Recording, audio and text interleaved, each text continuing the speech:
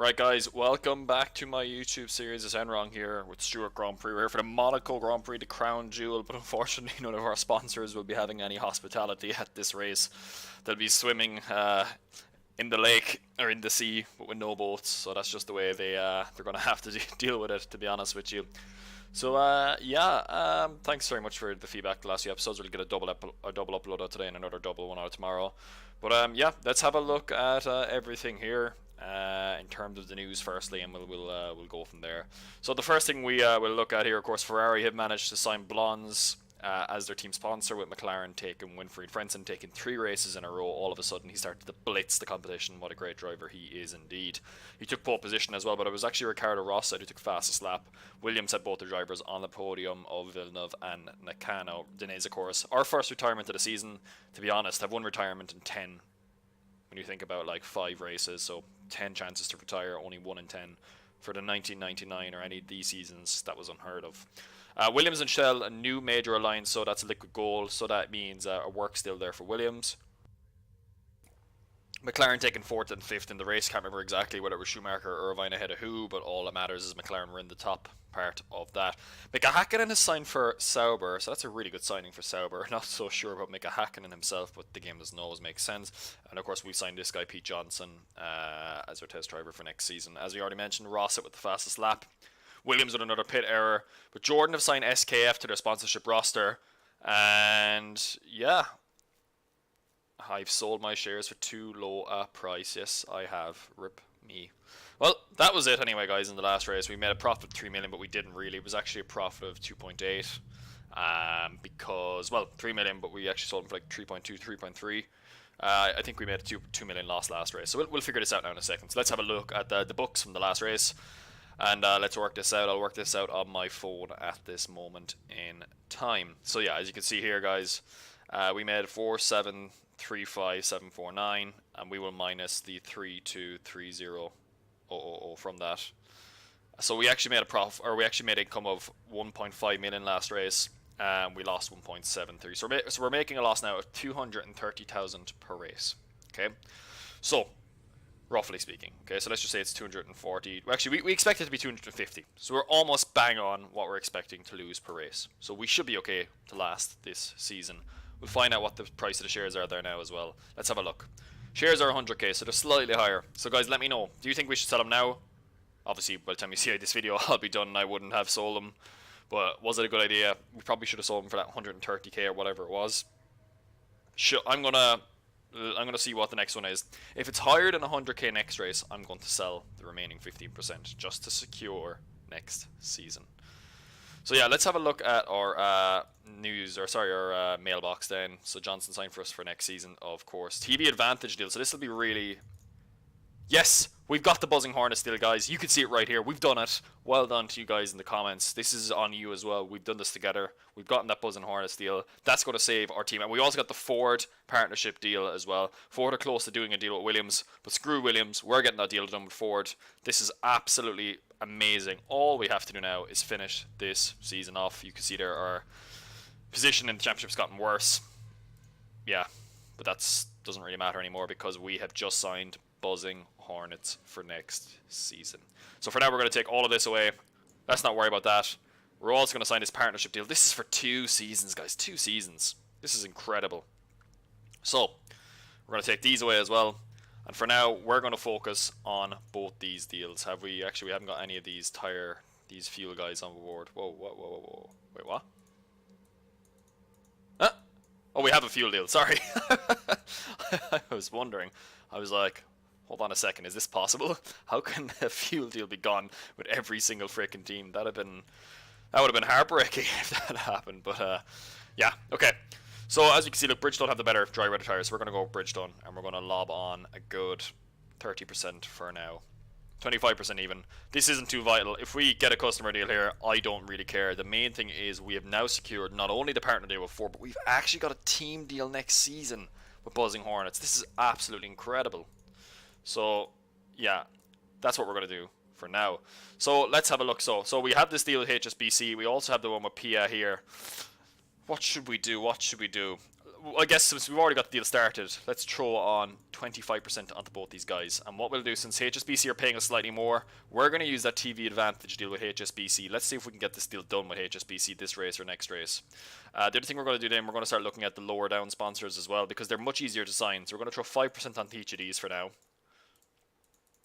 See what we can get out of them. We have another 15% left.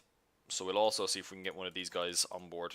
All we want to do, guys, is just bolster our finances for next season, and we'll go from there, of course. So we still need to get a tire. Once we've that done, then we're all happy days for next season.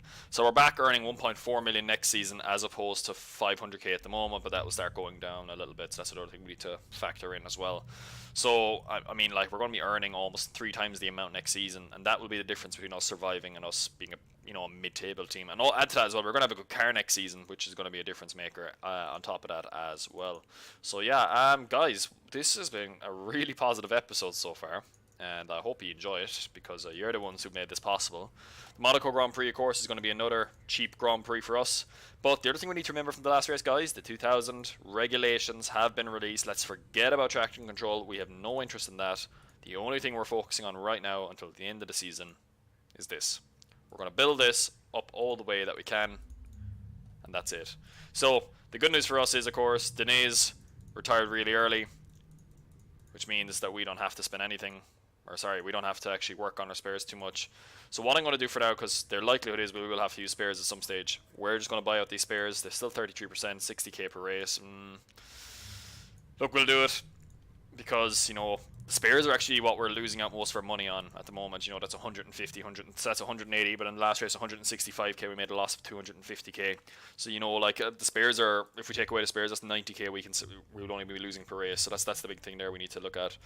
Of course, with all these guys starting to drop away as well.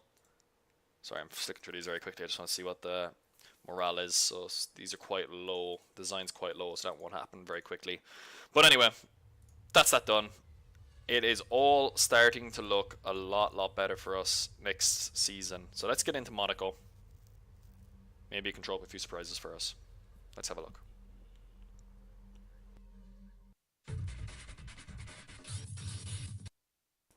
Monaco, of course, maybe has a better beat than all the other races on purpose, but yeah, that's just the way that goes. Right, so no changes to the pecking order yet.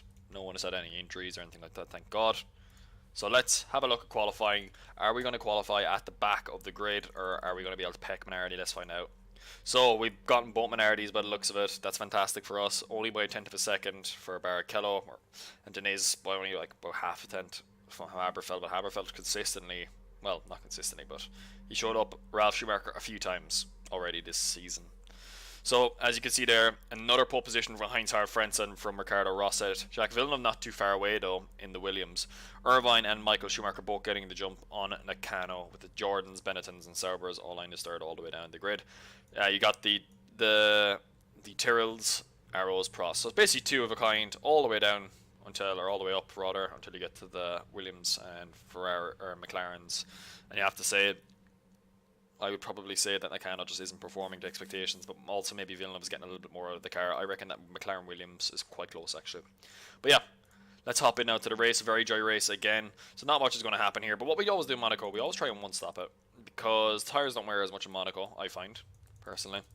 I'm probably wrong with that, and I'm sure someone's going to say that, but yeah, I always find that the tyres don't wear quite as much in Monaco. So what for now we'll do, we will throw on a lot of fuel, and let's see how the one stop goes for us.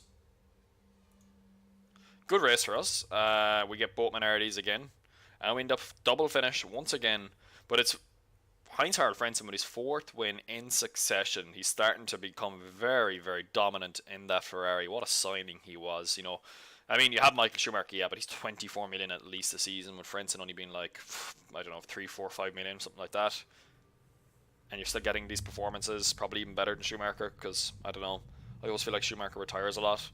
But Ross at 2nd, Schumacher gets ahead of Villeneuve, Irvine is 5th, and Alesi in the Jordan once again is 6th, which means the Jordan should now be tied with Sauber in the Constructors' Championship. And let's see what happened to Nakano. He had an unknown error, so that's a bit of a surprise there for him, with a couple of other failures as well. But the top 6 is the big thing there. And McLaren strike back on Williams, and they extend their lead over them. Of course, the Drivers' Championship you can see here. But the biggest thing is the Constructors now that we're going to have a look at in this regard. And as you can see, McLaren now slightly stretched their margin over the Williams guys. Back up a few points again, up to 6 points. And Jordan now are tied with Sauber. It's only a matter of time really before Jordan get ahead of Sauber. Sauber did a few good results, a few lucky results I think to stay ahead of him. A few wet races maybe, and that's how they'll do that. So, how much did we lose that race? 232 again. Brilliant. So that's the big thing we have to look at there, guys. We've lost a little bit more in terms of the finances, but it doesn't matter. We're going to have Buzzing Hornets next season. That's going to be the difference maker for us. As you can see, all the retirements here. And it would have been disappointing actually for Nakano to retire in lap 58. Fastest laps, I imagine, were probably slower than Minardi's because of the fuel. Yeah, Barrichello slower than one of them. Then is actually quicker slightly. Frentzen with a pole fastest lap and winner on Monaco. It doesn't get much better than that. Actually, Nakano was third quickest in that race in fastest laps times. So, yeah, guys, thank you so much for watching. Give it another like. Let me know how do you think we're doing. Finances are looking good. Nice and dandy at this moment in time. So, yeah, let me know. Should we sell our shares? What you think we should do. Actually, hold on. I'll bring them up here now. They're 85k. We won't be selling them, so we don't need to worry about that. But thanks very much, guys. And I'll see you for the next episode. Goodbye.